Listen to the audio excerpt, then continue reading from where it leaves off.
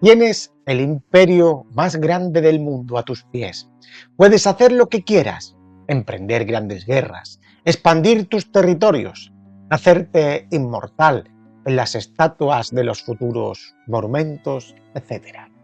Ahora bien, ¿qué haces?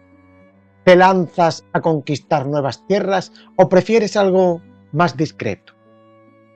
Pues ahí es donde encontramos a Antonino Pío, un emperador romano que en lugar de ir a la guerra, decidió que lo mejor era no hacer nada, o al menos nada de lo que otros emperadores habían hecho. Suena raro, ¿verdad? Pues te aseguro que esta es una de las figuras más interesantes del imperio. Vamos a verla. Eso sí, antes suscríbete a nuestro canal y déjanos un like. Vamos a empezar por su nacimiento. Antonino Pío nace el 19 de septiembre del año 86 después de Cristo en Lanuvium, cerca de Roma. Su nombre completo es Tito Aurelio Fulvo Boonio Arrio Antonino. Y ya sé que estás pensando, ¿no? Menudo nombrecito. Pero es que venía de una familia noble. Su padre, Tito Aurelio Fulvo, fue cónsul en 2 ocasiones y su abuelo paterno también había ocupado importantes cargos en el Senado. Era evidente que Antonino iba a seguir el mismo camino.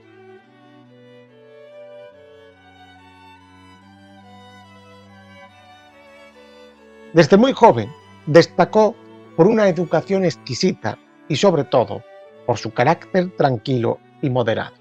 No iba a ser uno de esos romanos exaltados que querían conquistar el mundo a toda cosa. Antonino no tuvo una infancia llena de guerras o dramas, pero sí tuvo algo que le marcaría de por vida, esa educación excelente en las tradiciones romanas y en la filosofía estoica. Ahí aprendió sobre la justicia, sobre el deber y sobre la moderación. De hecho, sería esta moderación la que se convertiría en el sello de su vida y gobierno. Gracias a su linaje y a sus conexiones, su carrera política fue rápida. Pasó por cargos administrativos y militares, donde siempre se destacó por su eficiencia y ecuanimidad. En el año 120 se convirtió en cónsul, el cargo más alto de la República Romana, y ahí fue cuando su estrella comenzó a brillar. Pero todo cambió cuando llegó el momento de la sucesión imperial.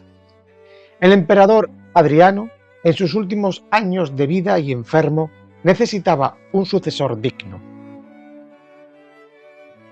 Así que, tras descartar a otros candidatos por una serie de desafortunados eventos, la muerte de su primer heredero y la necesidad de un sucesor firme en el año 138 hizo que Antonino fuese adoptado por Adriano.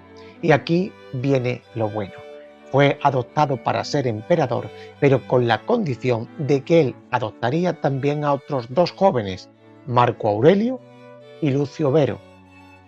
Esta gran decisión de Adriano hizo que llegara una línea dinástica muy interesante de emperadores romanos.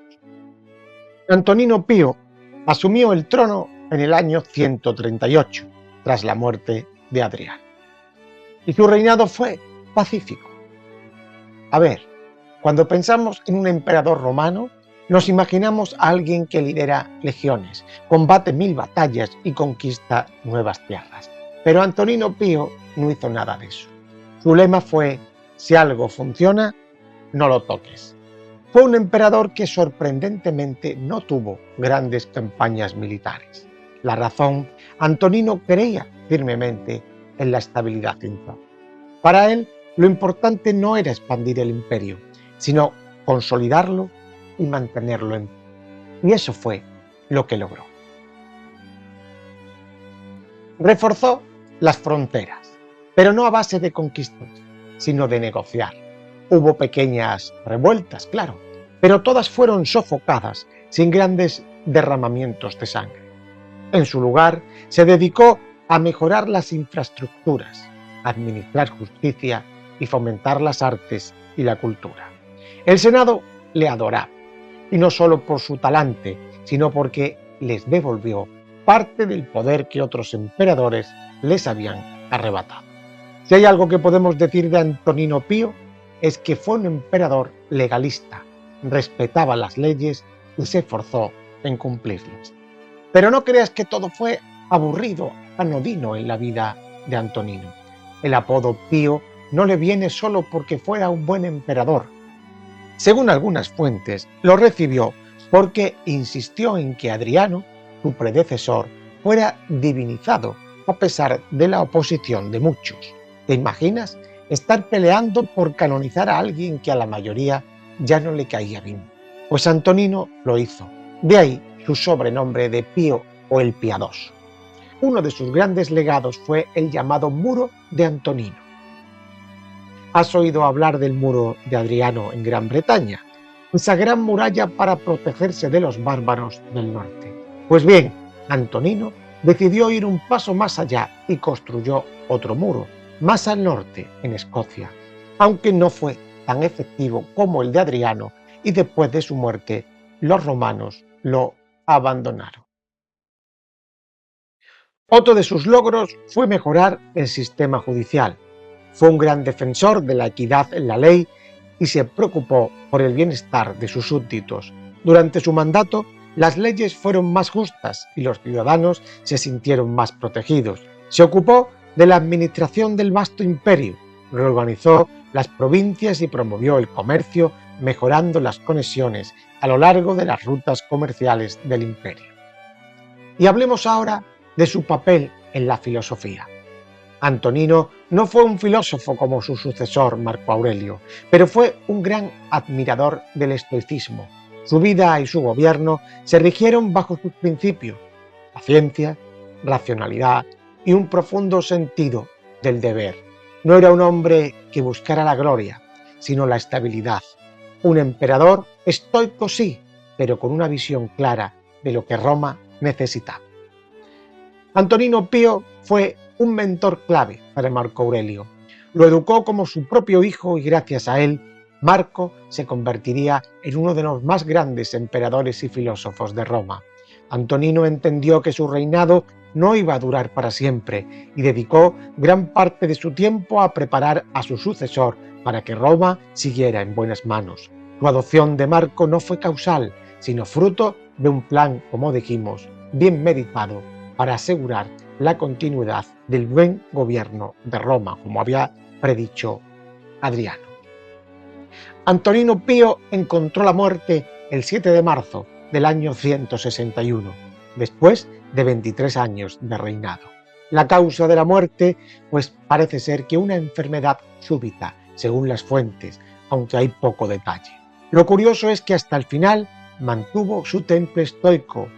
Cuenta la historia que sus últimas palabras fueron calma.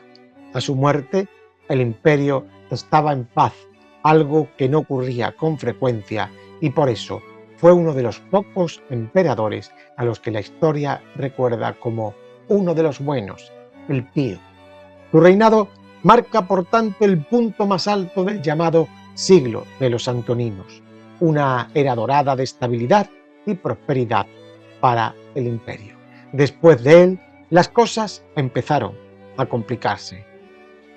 Marco Aurelio se enfrentó a tiempos mucho más turbulentos, pero el legado de Antonino, como el emperador pacífico y justo, quedó grabado en la historia.